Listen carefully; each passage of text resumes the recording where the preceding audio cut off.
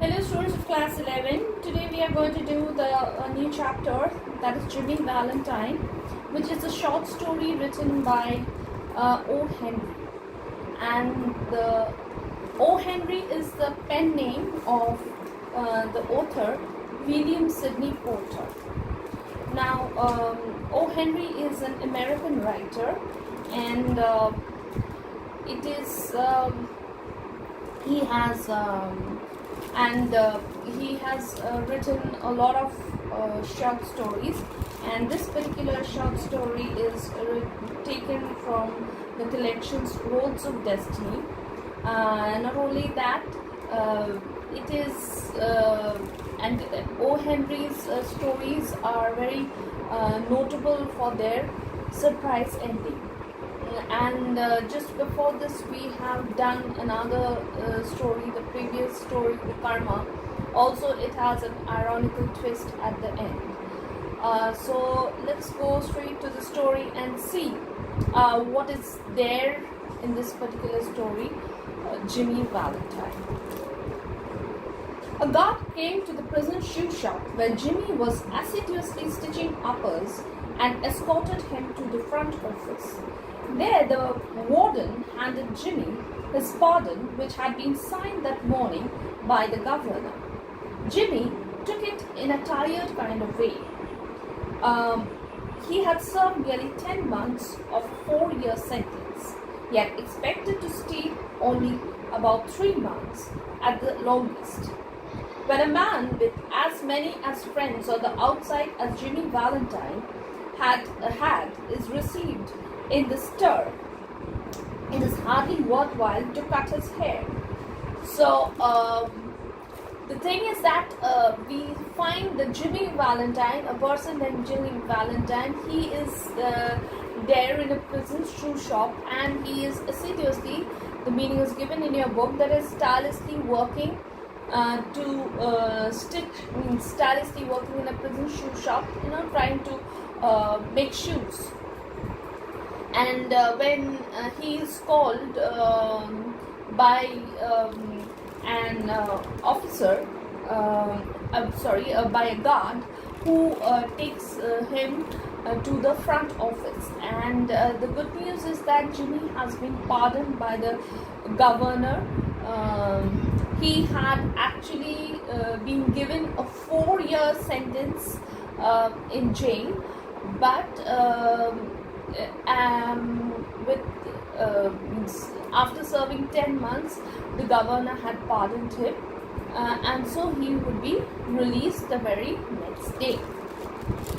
And when Jimmy was handed over the pardon, he took it in a very tired way. That is, he was quite exhausted, and the reason for his exhaustion is very evident, because he had thought that he would be there inside the jail for maximum of 3 months, because he had a lot of contacts. And we know that when you are a very powerful person with a lot of contacts, it's not very easy to keep such a person in jail. And with a lot of influence, you get yourself the bail, or rather you get your sentence reduced in that way. So the same thing happened with Jimmy. So that's what exactly said, the received in a stir. It's given, see, the American slang for prison. So it was not very easy to keep Jimmy in prison for a long time. Now Valentine, said the warden, you will go out in the morning, brace up, and make a man of yourself. You're not a bad fellow at heart. Stop cracking safes and live straight. So this warden is giving him a piece of advice that you are not a bad fellow at heart, you're a good person. So Jimmy Valentine, please abandon this wrong path, wrong way of living, and try to do something good, and live in a way like an honest and hard-working person does. Stop cracking safe. Safe means safety vaults or banks, and he was a safe cracker. Okay. And live straight. Live straight is live like an honest, not like an honest, live an honest life. Me, said Jimmy in surprise. Why? I never cracked a safe in my life. So Jimmy is appearing very surprised. He's saying that safe?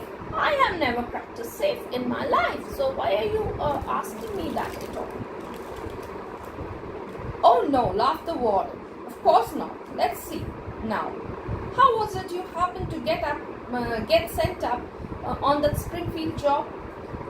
Was it because you wouldn't prove an alibi for fear of compromising somebody in extremely high-toned society, or was it simply a case of mean old Jerry that had it in for you?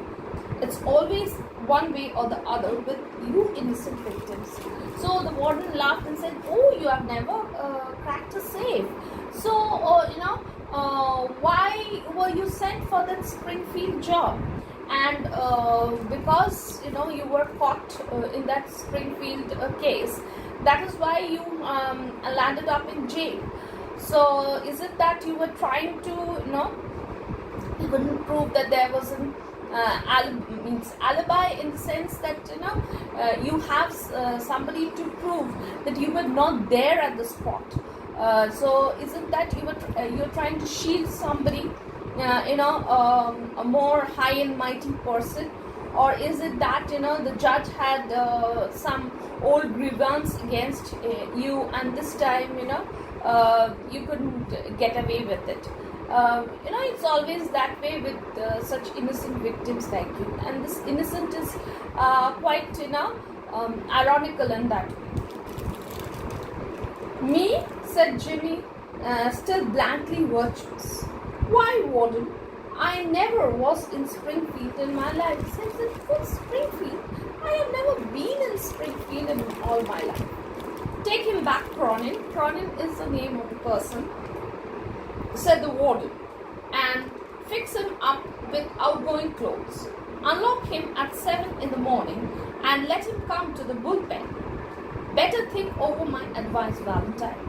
So it says that Cronin, please take him back and give him clothes so that he will be released tomorrow at 7 o'clock, and so that he can go out with such clothes.